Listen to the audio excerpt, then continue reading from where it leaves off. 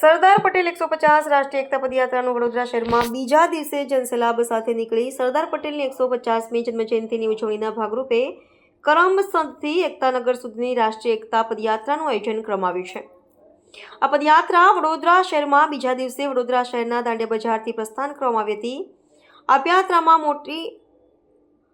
યાત્રામાં મોટી સંખ્યામાં લોકો જોડાયા હતા અને ભારતીય જનતા પાર્ટીના નેતાઓ અને કાર્યકર્તાઓએ પણ પદયાત્રામાં ભાગ લીધો હતો। આ પદયાત્રા વડોદરા શહેર દાંડિયા બજાર પાસેથી નીકળી હતી।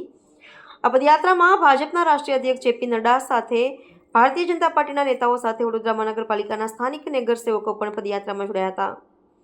નવલખી ગ્રાઉન્ડથી યાત્રા ફરી શરૂ થશે। દાંડિયા બજાર, કીર્તિસ્તંભ, રાજમહેલ રોડ, લાલબાગ, માણેજા, જામવા માર્ગે આગળ વધશે।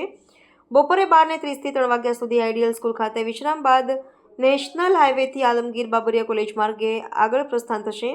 તારીખ 1 ડિસેમ્બર 2025ના રોજ સવારે 8:40 વાગ્યે ત્રિમંદિરથી આરંભ કરી વર્ણામાં પોર માર્ગે યાત્રાનો આગળનો તબક્કો પૂર્ણ થશે। વધુમાં વડોદરાના સાંસદ હેમાંગ જોશીએ જણાવ્યું કે